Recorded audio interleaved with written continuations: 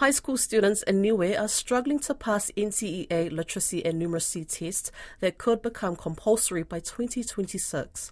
It comes as the island grapples with a declining population as people leave for better wages in New Zealand.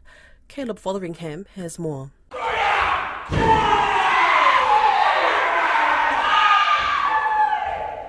Winston Peters and his cross-party delegation are given a rousing welcome from senior students at Niue High School. It's followed by each visiting New Zealand Member of Parliament giving a few encouraging words. Pay attention to your political obligations because it's going to control you, and if it's that powerful, make sure you're in control. Just because you were born and raised in Niue does not limit you from becoming either an MP or possibly, because you're New Zealanders, the first Pacific Prime Minister of New Zealand in the future. If it is to be, it is up to me. You have surrounding you some of the purest seawater in the world. Niue has struggled with NCEA literacy and numeracy pilot tests that could become compulsory in 2026. Out of 242 Cook Island and Niuean students in June last year, only 18% passed reading, 45% passed writing and 23% passed numeracy. Niue High School Principal Charles Ione says his school found it difficult to incorporate the teaching behind the new curriculum. We are isolated, and the more help that we can get, the better it is for our students. At the end of the day, we are around countries and we're doing New Zealand curriculum, and sometimes feel like the students are disadvantaged because of that isolation.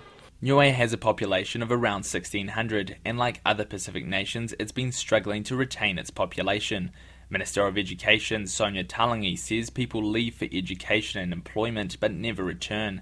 She says the island is unable to compete with New Zealand's high wages. We're happy for those in New Zealand who are succeeding, who are able to build their lives, but at the same time we need people to come back to Niue to realise and appreciate the value that Niue has and to help build it with us as Niueans. Avi Rubin, business owner and director of the Chamber of Commerce, has lived in Niue for the last 32 years. He has 4 children and says his biggest challenge is convincing them to stay. A lot of it have to start from home, just explaining to the kids that there's other opportunities and chances around the world, but the quality of life and the security is here. New Zealand's Foreign Affairs Minister Winston Peters says the more self-reliant Niue becomes, the bigger the population can also get. He sees tourism as an obvious growth area. At the moment, Niue's government has a deficit of more than 15 million New Zealand dollars. But Premier Dalton Tangilangi is not concerned, saying every country in the world is in a deficit.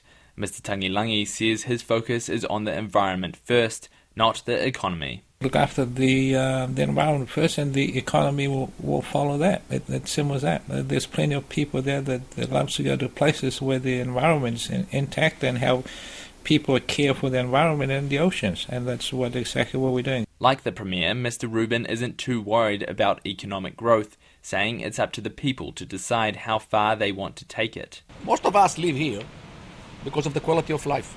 I can have the same businesses anywhere else in the world and make 5 times as much, and I did. I had other businesses before I came here, when I was very young. We live here because the balance of work and family is fantastic.